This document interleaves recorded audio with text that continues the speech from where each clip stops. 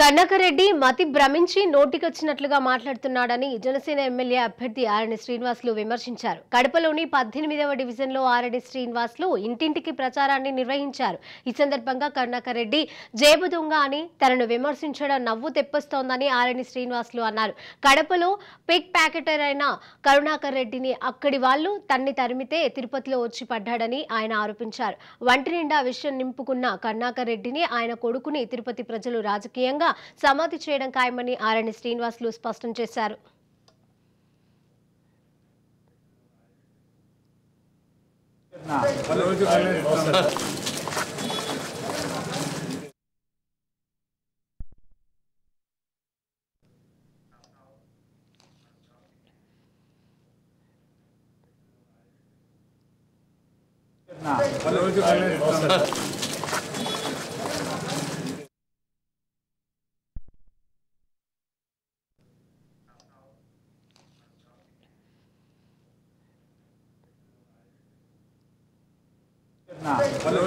Hello.